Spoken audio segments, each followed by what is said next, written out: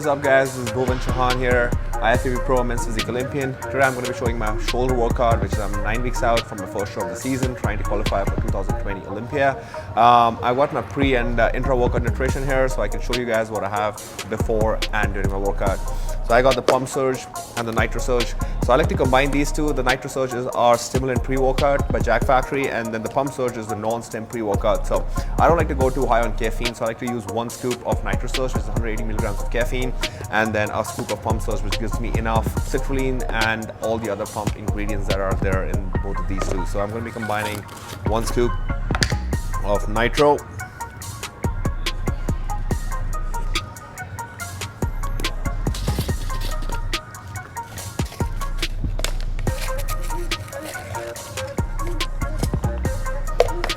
usually I'll just take them in the car. I like to dry scoop them. I don't like to mix it in the water.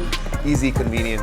That's how I do it. And then I got the intra-workout nutrition. We got the EA Surge as well as the Carb Surge. I got 2 scoops of Carb Surge in here, and I'm going to be mixing a scoop of EA Surge. So the Carb Surge doesn't increase your insulin levels and is the perfect fuel to drink and sip during the workout, because it's light on the stomach, it empties your stomach at a very fast rate and it doesn't give you that bloated feeling. And for somebody like me who has a fast metabolism, I like to sip on them during my workout so I don't feel too flat and depleted, especially when I'm this far out from a show. So that was our pre-workout and intra-workout nutrition.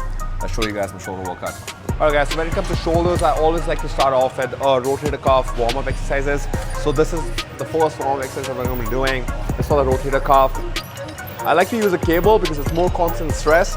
I like to do about 20 reps, 2 sets, just to make sure that I don't get injured, because shoulder, the rotator cuff takes a lot of beating when you train shoulders. So I just want to make sure that I don't injure it. I've injured it in the past, and I'm telling you it's not fun.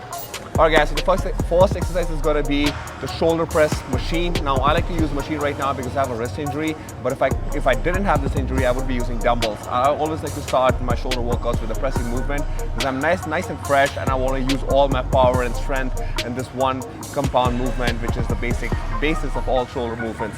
For the first one, we're going to be doing about 4 warm sets, maybe 3. Now, because this is the first exercise and it's a pressing movement, you want your shoulders to be nice and warmed up, especially if you're living in a cold area. And I like to use about 4, sometimes even 5 warm sets, just to make sure that I don't get injured when I go into the walking sets, which is the heavy sets. And as you know, shoulder is one thing that gets injured very fast if you don't pay attention to it because of the rotator cuff. So I'm going to be doing 3 to 4, maybe even 5 warm sets today, just to go by how I feel, slowly working my way up to my walking set weight, and then doing 3 walking sets of 6 to 10 reps. So when it comes to shoulder training, what I found works best for me and a lot of my clients is weight as well as volume. You've got to be going pretty heavy in the first few movements and then take on to the volume work, which is a lot of supersets, high repetitions between 12 to 15. But I always like to start off my workouts the same as any other body part, which is 6 to 10 rep range, and just go heavy. The last set is going to be a drop set, which is this set. I did 3 warm-ups today because that's how I'm feeling good. This is my 3rd working set. I'm going to be giving it my all. I'll probably do 6 to 7 reps with this weight. Drop the weight by 25%. Do another 4 to 5 reps. Drop the weight again, but another 35 to 40%, and then do about 6 to 8 reps again. So that's the volume aspect.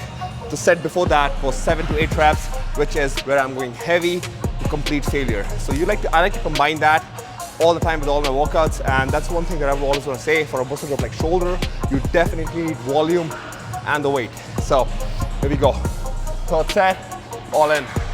Okay, so the next exercise is the side lateral dumbbell raises. Now this is something I like to do it right after the heavy movement, the heavy presses, because it's the biggest builder for your lateral delts. That's something everybody wants, especially in men's physique. It gives you that nice V-taper look from the front, and you can never have big enough delts.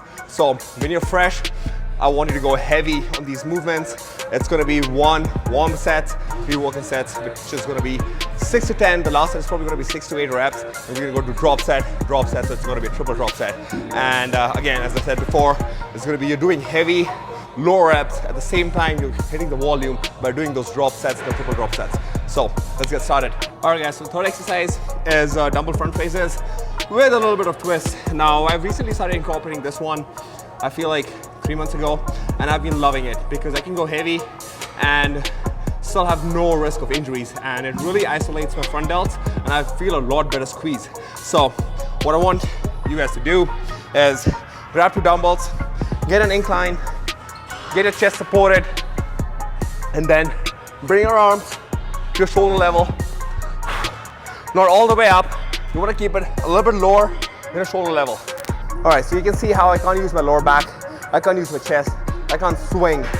The only thing I can feel right now is the front delts doing all the work, and that's why I love this movement so much.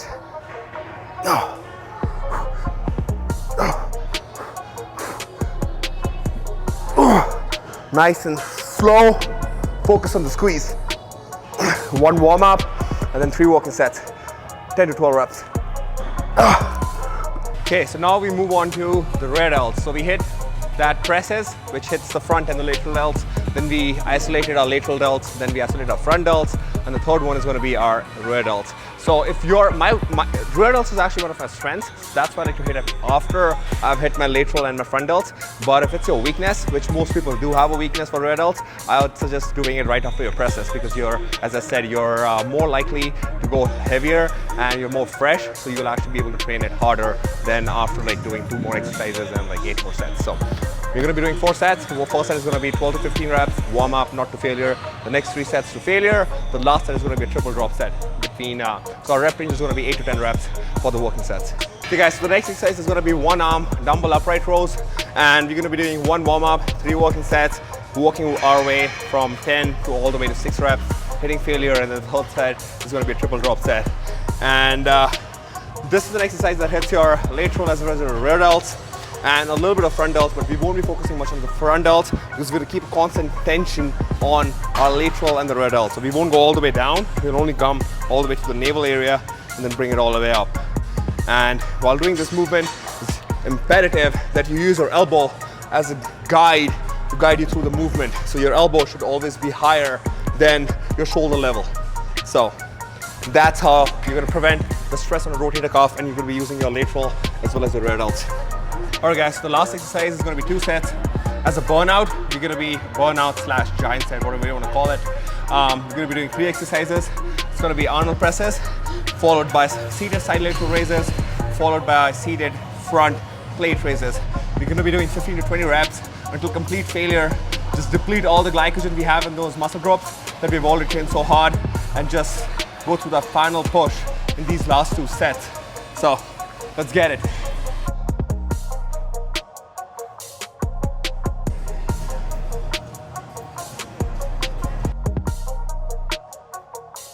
Alright guys, so that was the shoulder workout. More content coming soon on Jack Factory's page as well as the channel. Make sure you comment and subscribe. See you guys soon.